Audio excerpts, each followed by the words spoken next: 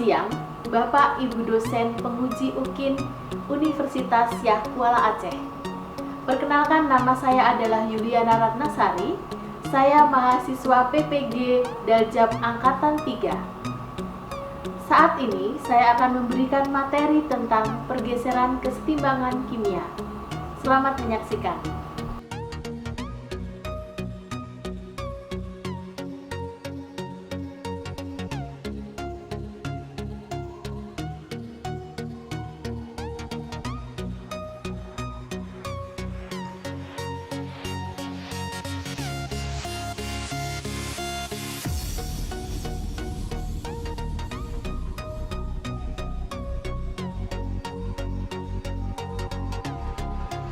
Kelas 11 IPA 1.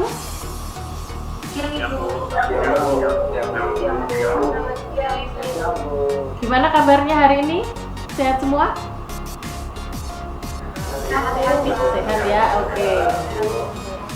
Oke, semuanya semoga selalu keadaan sehat dan semangat ya untuk belajar ya. Oke, sebelum kita memulai pembelajaran hari ini, kita akan berdoa terlebih dahulu ya. Yuli dan teman-teman, marilah kita bersatu dalam doa, dalam nama Bapa dan Putra dan Roh Kudus. Amin. Oke, terima kasih Tisti untuk memimpin kita dalam doa.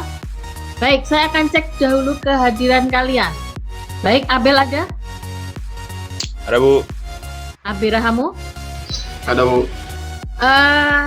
Saya tanya dulu, bagaimana jaringanmu? Stabil semua? Oke, Bu. Aman, Bu. Aman, Bu. Baik, suara saya Aman, Bu. Jelas, Bu. jelas ya? Bu. Baik, Nak. Aturan pembelajaran daring hari ini adalah yang pertama kamu harus berseragam ya, Nak ya. Ini saya lihat kamu sudah berseragam, kemudian masuk ke dalam meet on time, disiplin ya. Kemudian speaker silahkan diaktifkan ketika kita diskusi, tapi pada saat saya menjelaskan silahkan speakernya dinonaktifkan. Kemudian kalian harus aktif dalam pembelajaran serta diskusi, baik diskusi klasikal seperti ini ya, ataupun nanti diskusi dalam chat WA group.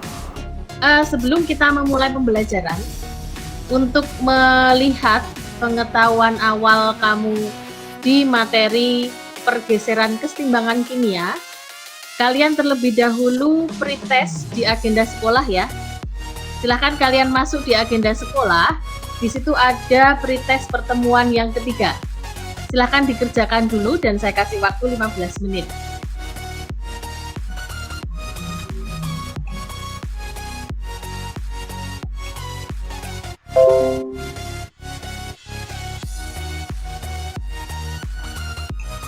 Ada 10 soal ya, Nak ya, silahkan dikerjakan. Kemudian nanti kamu bisa kembali lagi ke Google Meet. Ya, Nak, setelah tadi kamu sudah pretest di agenda sekolah, sekarang saya akan perlihatkan untuk presentasi saya. Nah, materi kita pada siang hari ini itu adalah tentang pergeseran kesetimbangan kimia. Masih ingat nggak pertemuan yang sebelumnya kita belajar tentang apa? Kesetimbangan dinamis, Bu. Ya, kesetimbangan dinamis. Selain itu apa, Nak? Nilai ketetapan kesetimbangan, Bu. Ya, nilai tetapan kesetimbangan. Kemudian kalau suatu reaksi kesetimbangan, tentunya kamu sudah belajar ya dari e-modul yang ada di agenda sekolah. Kalau suatu kesetimbangan itu diberi satu perlakuan, menurutmu bagaimana?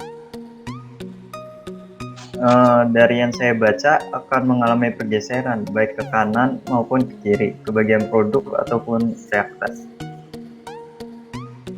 Nah, ini kalian lihat di PowerPoint. Di sini ada satu gambar nih. Nah, ada 3 warna berbeda di situ. Nah, kalau tadi Dilan bilang suatu pergeseran nih ya. Pergeseran itu ditunjukkan dengan apa ya? Mungkin terjadi perubahan warna. Ya, terjadi perubahan warna. Nah, menurut kamu, apakah reaksi kesetimbangan itu selalu mempertahankan kesetimbangannya sih? Menurut saya, iya Bu, sistem kesetimbangan akan mempertahankan kesetimbangan. Jika terjadi perlakuan, maka sistem akan memberikan reaksi balik agar kesetimbangan tercapai kembali. Ya, bagus sekali jawabannya. Kemudian, di kehidupanmu, ada yang bisa memberikan contoh nggak? Reaksi kesetimbangan itu seperti apa sih di kehidupanmu? Menurut saya Bu, misalnya contohnya Bu ya, kita makan sesuatu nih Bu, sifatnya asam Bu. Nah, gigi kita tuh bisa ngilu Bu, soalnya kan email gigi kita tuh bakal keropos Bu, karena asam itu kan bikin keropos. Nah, buat kita ngerawat gigi kita perlu pasta gigi, itu sifatnya basah Bu. Ya, ternyata ada ya kesetimbangan di kehidupan kita, ya kan ya. Nah, berarti kan di sini Nak, yang akan kita pelajari hari ini adalah kompetensi dasarnya adalah menganalisis faktor-faktor yang mempengaruhi pergeseran arah kesetimbangan dan penerapannya dalam industri. Kemudian indikatornya adalah menganalisis faktor-faktor yang mempengaruhi pergeseran arah kesetimbangan kimia.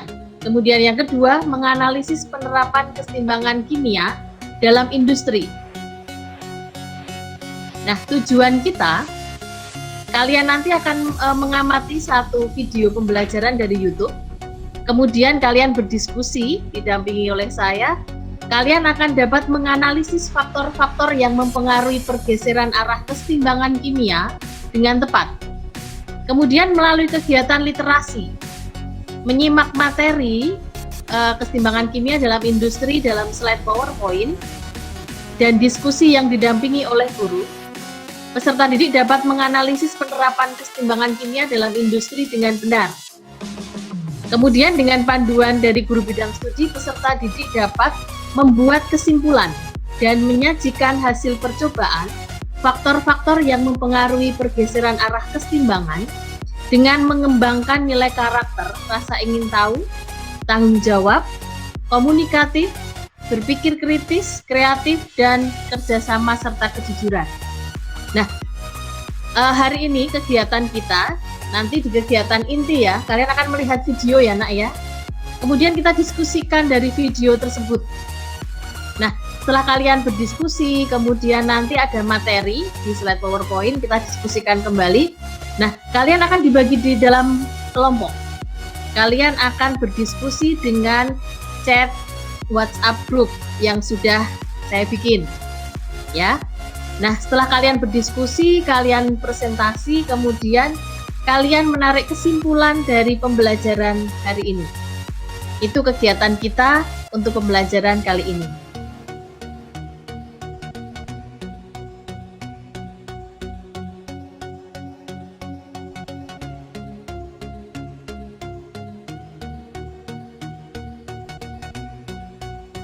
Baik Nak, dari video yang kamu lihat tadi, kira-kira apa yang bisa kamu simpulkan? Pereaksi dan produk mempunyai warna yang berbeda, Bu. Kalau pereaksi warnanya pink, produk warnanya biru. Ya, kalau yang tengah gimana, Salomita? Mungkin warna saat kesetimbangan, Bu. Ya, jadi ada 3 gelas kimia di situ ya. Pereaksi itu warnanya pink, produk itu warnanya biru. Kemudian yang di tengah itu adalah warna kombinasi antara pink dengan biru. Itu adalah warna saat kesetimbangan. Kemudian tadi ditambah sesuatu atau diberi perlakuan sesuatu. Apakah itu? Saya mau coba Bu. Ya, silakan Josia. Di situ ditambah HCl yang warnanya semula pink menjadi ungu. Terus kemudian ditambah HCl warna larutan yang menjadi biru. Terus jika ditambah air, larutan yang semulanya warna biru itu menjadi warna pink. Ya, bagus. Jadi apa yang bisa disimpulkan Nak, kira-kira? Jadi akan mengalami pergeseran kesetimbangan bisa ke produk maupun ke reakan. Kalau di video tadi ditandai dengan adanya perubahan warna.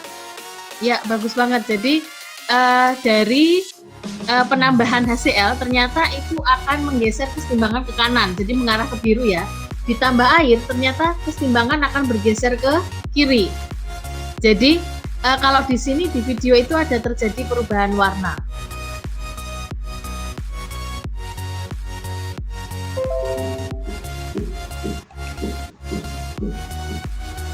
Nah, dari video yang sudah kalian lihat, kira-kira dan dari literasi yang sudah kamu baca dari e-modul, apa sih yang mendasari pergeseran kesetimbangan kimia itu?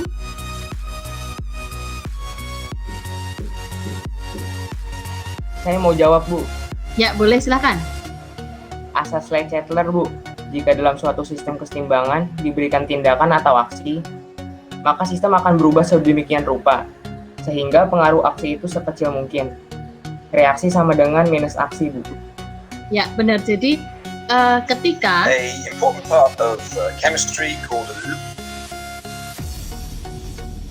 Jadi ada dasar dari pergeseran kesetimbangan yaitu asas Lechetler. Jadi kalau suatu kesetimbangan diberikan tindakan, maka sistem akan berubah sedemikian rupa sehingga pengaruh aksi itu sekecil mungkin.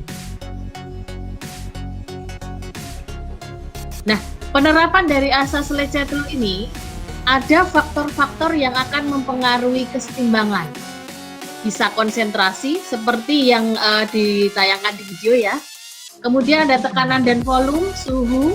Nah, kita lihat nanti faktor yang lain seperti komponen padat cair sama katalis.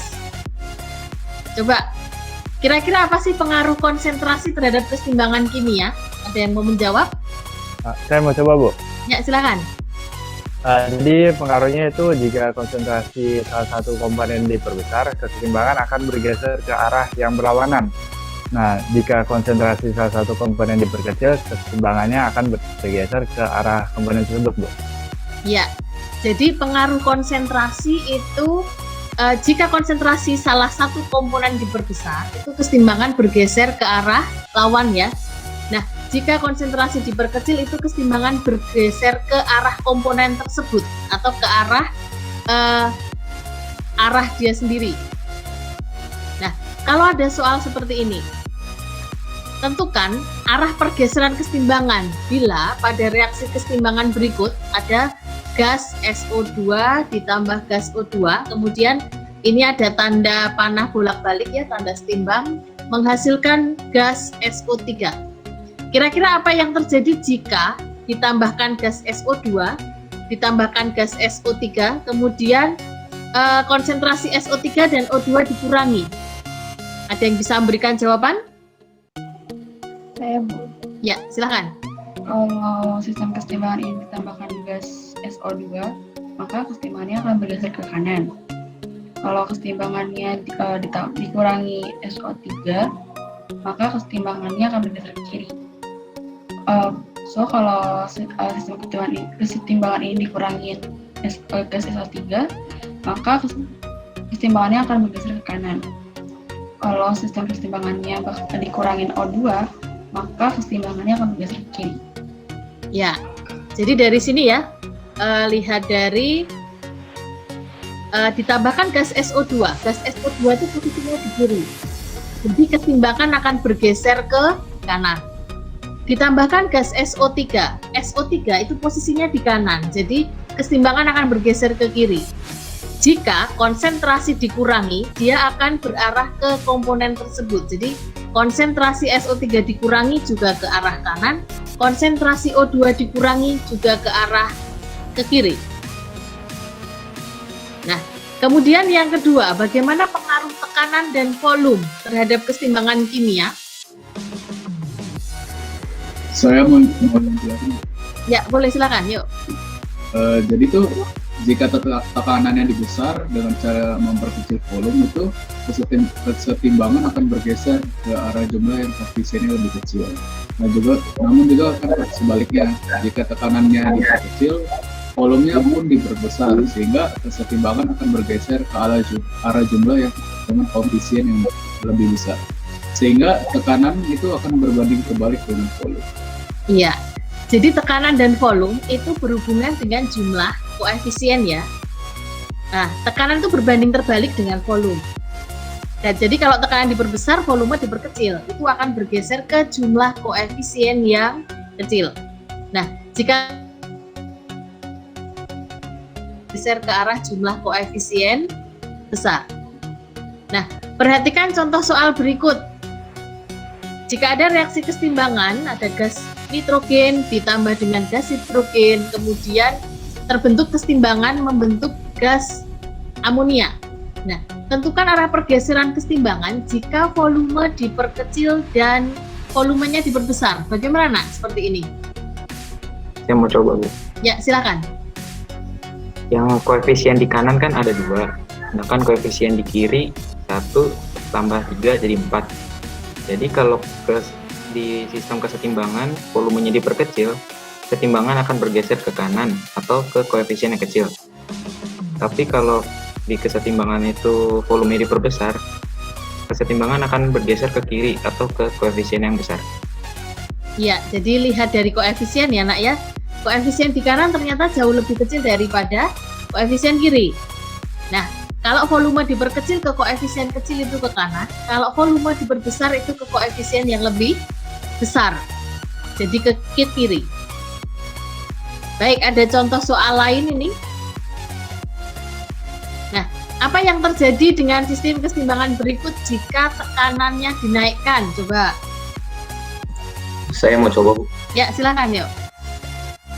Jadi kalau pada sistem kesetimbangan tekanannya dinaikkan, maka kesetimbangan akan bergeser ke jumlah koefisien yang kecil.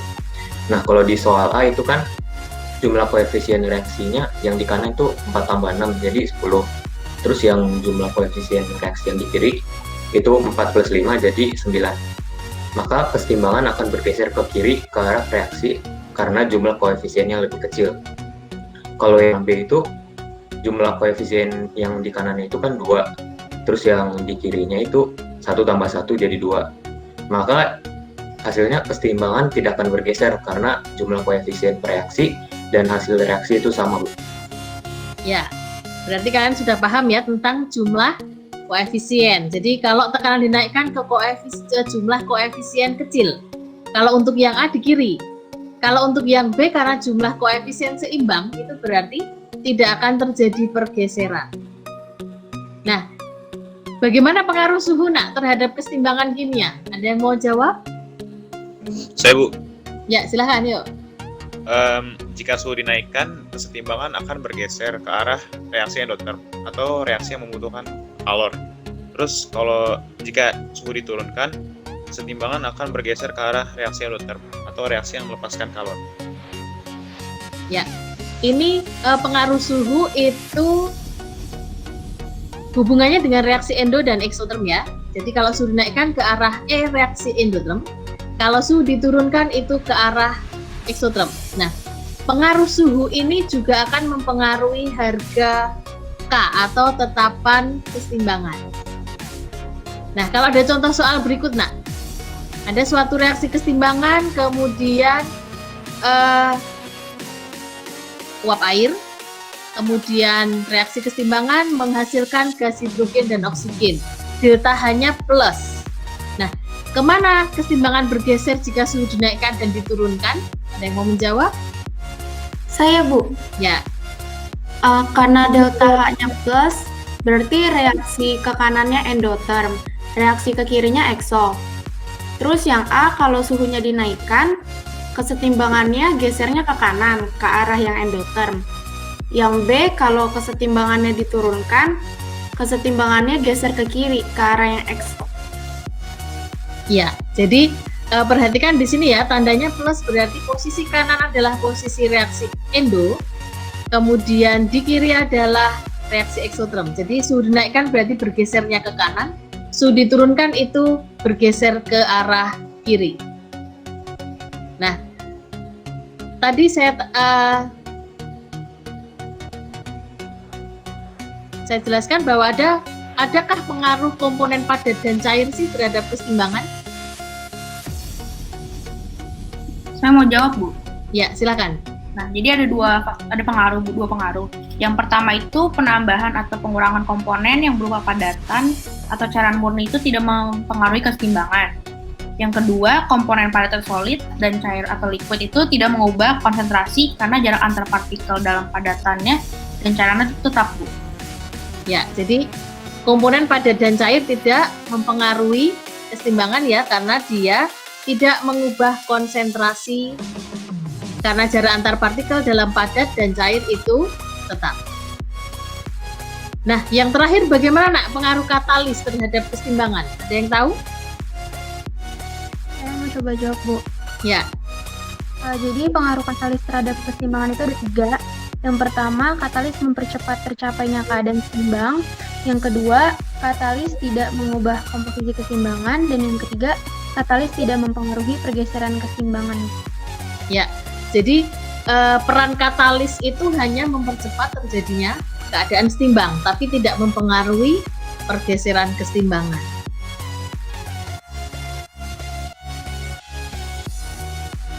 Nah, keseimbangan ini, pergeseran keseimbangan itu ternyata ada di dalam industri. Nah, industri yang paling banyak menggunakan reaksi keseimbangan itu adalah pembuatan amonia. Proses yang terjadi dinamakan sebagai proses Haber-Bosch. Kemudian industri yang kedua adalah pembuatan asam sulfat, yaitu proses kontak. Nah, prinsip dari industri itu adalah mendapatkan hasil semaksimal mungkin dengan biaya yang seminimal mungkin. Coba nak, dari hasil literasi yang kamu baca, bagaimana sih pembuatan amonia menurut proses Haber-Bosch ini? Ada yang tahu? Saya mau coba, Bu. Ya, boleh. Jadi reaksi pembuatan amonia menurut proses Haber-Bosch itu ada reaksinya. Yang pertama reaksinya itu ada N2 berfase gas plus 3H2 berfase gas juga. Terus reaksi tanda bolak-balik 2NH3 yang berfase gas, delta H-nya min 92,4 kJ. Kondisi untuk mendapat hasil optimal yaitu yang pertama ada suhu dari 400 derajat Celcius sampai 600 derajat Celcius. Yang kedua ada tekanan dari 140 sampai 340 atm. Terus yang ketiga ada katalis serbuk besi dicampur dengan Fe, Al2O3 dan K2O. Yang keempat ada amonia yang terbentuk segera dipisahkan. Ya, jadi reaksi sintesis amonia ini yang paling penting di sini, reaksinya adalah ekso. Nah, sebenarnya ini kondisi efektif ya untuk menghasilkan amonia yang sebanyak-banyaknya. Itu ternyata dari hasil industri itu suhu yang dipakai itu sekitar 400 sampai 600 derajat Celcius, kemudian tekanannya sekitar 140 sampai 340 atmosfer. Nah, dia menggunakan katalis juga ya, katalis serbuk besi dicampur dengan Fe, Al2O3 dan K2O. Nah, kalau yang satunya bagaimana sih proses kontak sih dalam pembuatan asam sulfat? Ada yang tahu? Saya sama coba jawab. Ya, silakan. Reaksi yang penting dalam pembentukan asam sulfat itu menurut proses kontak ada 2 SO2 ditambah O2 setimbang dengan 2 SO3 yang merupakan reaksi eksoterm karena delta H-nya itu bernilai negatif. Kondisi untuk mendapat hasil optimal sendiri itu membutuhkan suhu 400 derajat Celcius sampai 450 derajat Celcius dengan tekanan 1 atmosfer dan katalisnya itu K2O5. Ya, jadi ini adalah reaksi yang paling penting di pembentukan asam sulfat ya. Jadi SO2 ditambah O2 menghasilkan gas SO3. Nah, ini nanti yang akan dirubah menjadi H2SO4. Hanya saja reaksinya sama dengan reaksi pembentukan amonia, yaitu reaksi eksoterm. Nah, kondisi optimalnya seperti ini. Baik, nak, materi kita sampai di sini. Kemudian di sini ada kelompok untuk diskusi LKPD yang sudah saya share di Google Classroom ya. Jadi ada kelompok 1 sampai kelompok 6. Nah, silahkan kalian nanti mendownload LKPD yang sudah saya share di Google Classroom. Di sini ya nak ya, ada LKPD pergeseran kesetimbangan kimia.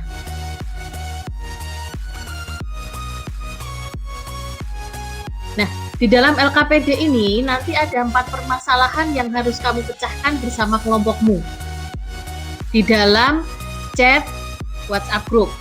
Nah, kemudian di LKPD juga dilengkapi literasi ya, jadi ada materi sedikit di situ. Kemudian ada literasi, kalian bisa lihat YouTube untuk mengerjakan permasalahan yang ada di LKPD.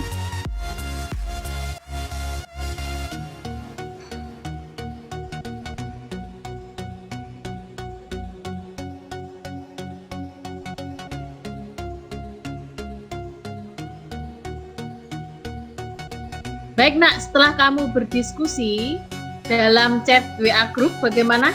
Masih semangat ya? Semangat Bu. Semangat Bu. Masih Bu. Ya, bagus. Masih semangat untuk pembelajaran. Nah, sekarang kita akan presentasi untuk masalah yang ada di dalam LKPD. Apakah ada yang mau mempresentasikan masalah pertama? Saya Bu. Ya, silakan, Nicholas. Nah, yang pertama, jika ke dalam sistem ditambahkan ion Fe3+, konsentrasi ion Fe3+ diperbesar. Nah, kesetimbangan ini akan bergeser ke kanan dan berakibat konsentrasi SCN- berkurang dan konsentrasi Fe SCN2+ bertambah, ditandai dengan warna merah Fe SCN2+ yang lebih tua. Lalu yang D, jika ke dalam sistem ion Fe3+ dikurang, kesetimbangan akan bergeser ke kiri yang berakibat konsentrasi FeSCN2+ berkurang, ditandai dengan warna merah FeSCN2+ yang menjadi lebih muda. Ya, bagus presentasinya. Jadi ini menjawab permasalahan yang pertama ya. Apakah ada tanggapan dari kelompok lain? Saya mau ngasih tanggapan Bu. Kenapa nggak berubah jadi warna kuning ketika ion Fe3+ dikurangi? Coba bagaimana? Oke Bu. Nah, karena warna merah produk akan berangsur-angsur pudar ketika konsentrasi Fe3+ semakin dikurangi, maka akan semakin berwarna kuning. Ya, jadi dari permasalahan ini ya, jadi ada satu reaksi kesetimbangan, kemudian ini faktor konsentrasi, ditambahkan ion Fe3+ dan ion Fe3+-nya dikurangi. Bagaimana pergeseran kesetimbangannya ya? Oke, jadi ketika Fe3+ itu ditambah, itu berarti ke arah kanan, sehingga warna FeSCN2+ itu semakin lebih tua. Nah, ketika Fe3+ ini dikurangin, kan ketika konsentrasi diperkecil itu ke arah sendiri. Nah, itu warna merah akan berangsur pudar. Kenapa nggak berwarna kuning? Sebenarnya kalau nanti semakin dikurangi itu warnanya juga akan semakin pudar merahnya, kemudian nanti berangsur menjadi warna kuning. Begitu. Coba untuk permasalahan yang kedua. Oke, jadi untuk kelompok kami di sistem reaksi kesetimbangan ini, kalau misalkan volumenya diperbesar, sistemnya itu akan bereaksi dengan cara kita menambah jumlah molekul.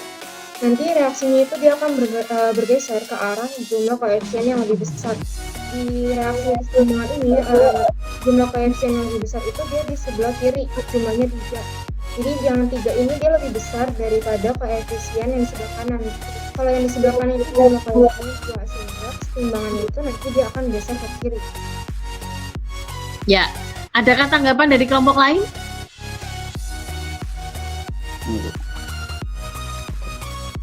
Pada tabung 1, sistem kesetimbangan dimasukkan dalam air mendidih atau dipanaskan.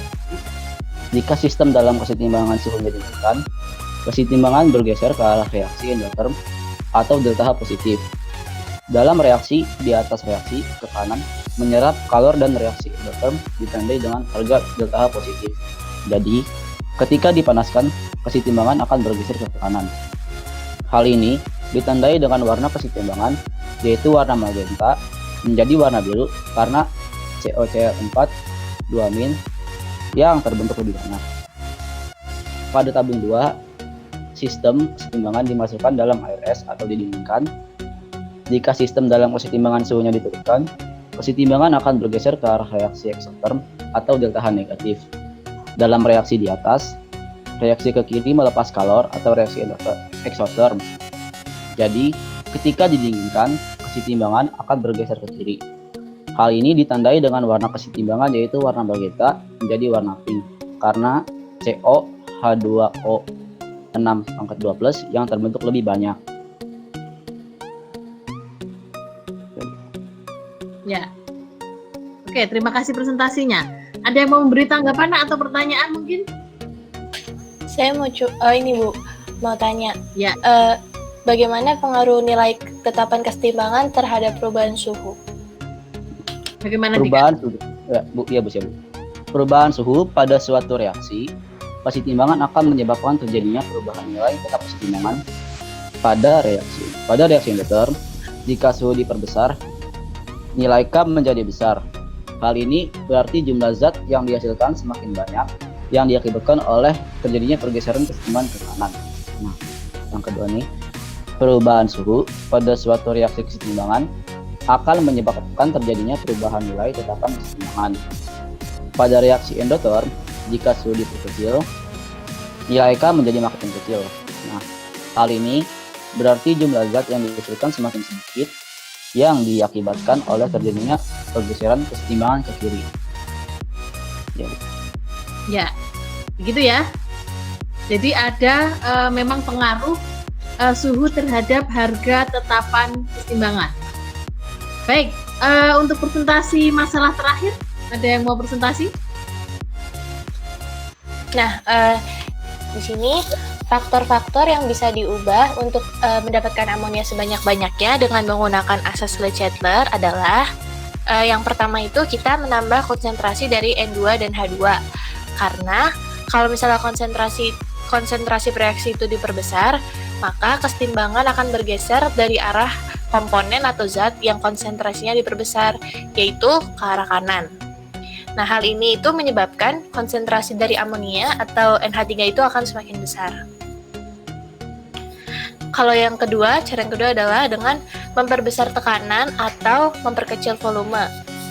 Jika tekanan diperbesar atau volume diperkecil, maka kesetimbangan itu akan bergeser ke arah yang jumlah koefisiennya itu terkecil. Dilihat dari reaksi yang di atas tadi, jumlah koefisien di kiri itu sama dengan 4, sedangkan jumlah koefisien yang di kanan itu sama dengan 2. Sehingga kalau misalnya nanti tekanan itu diperbesar, maka kesetimbangannya akan bergeser ke arah kanan. Hal ini menyebabkan konsentrasi amonia atau NH3 akan semakin besar. Lalu cara yang terakhir adalah dengan menurunkan suhu. Jika sistem dalam kesetimbangan suhunya itu diturunkan, maka kesetimbangan itu akan bergeser ke arah reaksi exotherm atau reaksi yang delta H-nya bernilai negatif. Nah, dalam reaksi yang di atas tadi, reaksi ke kanan itu melepas kalor atau reaksi exotherm ditandai dengan harga delta H-nya yang negatif. Jadi ketika suhunya diturunkan, kesetimbangan akan bergeser ke arah kanan. Nah, hal ini akan menyebabkan konsentrasi dari amonia atau NH3 akan semakin besar. Ya, dari presentasi yang masalah keempat, ada tanggapan nggak? Saya mau tanya Ibu. Ya, silakan. Kenapa nggak ditambahkan katalis untuk menambahkan produk NH3? Bagaimana Reta? Kalau katalis itu sendiri kan berfungsi untuk mempercepat terjadinya kesetimbangan. Jadi dia itu nggak menggeser kesetimbangan ke arah kanan ataupun ke kiri, dan dia itu nggak ngubah komposisi kesetimbangan. Jadi mungkin katalis itu bisa ditambahkan terutama di industri itu untuk lebih ke arah mempercepat keadaan menjadi setimbang. Ya, bagus. Jadi dari permasalahan di LKPD-mu ya, permasalahan 1 sampai 4 itu tentang pergeseran kesetimbangan kimia. Jadi kesetimbangan itu akan mengalami pergeseran jika salah ada perlakuan, misalnya seperti konsentrasi, kemudian volume, tekanan, suhu itu diperbesar maupun diperkecil. Sedangkan komponen padat dan cair itu tidak mempengaruhi pergeseran, sama katalis itu juga tidak menggeser kesetimbangan, hanya mempercepat terjadinya kesetimbangan. Baik, terima kasih presentasinya anak-anakku, presentasi yang sangat bagus. Kemudian habis ini, apakah ada yang bisa menyimpulkan? Saya Bu, Ya, Abi silahkan.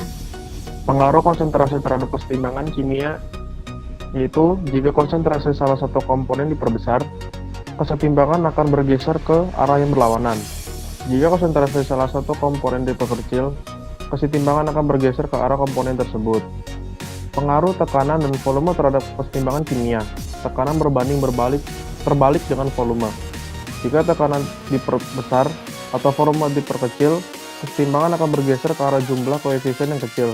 Jika tekanan diperkecil atau diperbesar atau volume diperbesar, kesetimbangan akan bergeser ke arah jumlah koefisien besar. Pengaruh suhu terhadap kesetimbangan kimia. Jika suhu dinaikkan, kesetimbangan akan bergeser ke arah reaksi endoterm atau reaksi yang membutuhkan kalor. Jika suhu diturunkan, kesetimbangan akan bergeser ke arah reaksi eksoterm atau reaksi yang melepaskan kalor. Pengaruh katalis terhadap kesetimbangan kimia adalah katalis tidak mempengaruhi pergeseran kesetimbangan. Ya, jadi seperti itu ya. Tadi pokoknya pergeseran kesetimbangan itu dipengaruhi oleh faktor ada konsentrasi, suhu, tekanan, dan volume. Sedangkan katalis itu tidak menggeser kesetimbangan. Kesetimbangan itu ada diterapkan pada pembuatan amonia dan pembuatan asam sulfat. Memberikan refleksinya untuk pembelajaran hari ini. Saya mau. Ya, silahkan.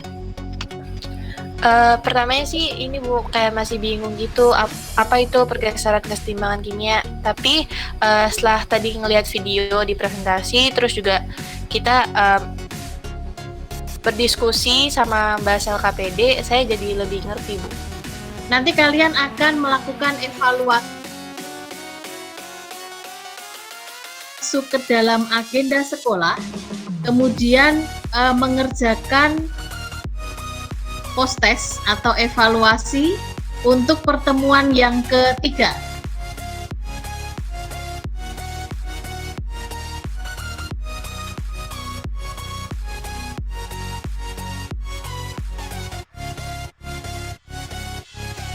Kalau sudah, kalian ada tugas dari saya untuk mengerjakan e-modul di bagian pergeseran kesetimbangan kimia. Silahkan kalian kerjakan soal tersebut dan jangan lupa untuk mempersiapkan materi untuk PAS ya. Jadi semua materi semester 1 untuk PAS. Sampai di sini masih semangat ya? Masih Bu. Masih Bu. Ya. Masih Bu. Masih semangat ya? Oke. Masih Bu. Ya. Pembelajaran kita cukupkan sekian. Sebelum kita tutup, kita akan berdoa terlebih dahulu. Siapa yang akan memimpin doa? Saya, Bu. Ya, silakan Vanes. Dalam nama Bapa dan Putra dan Roh Kudus, amin.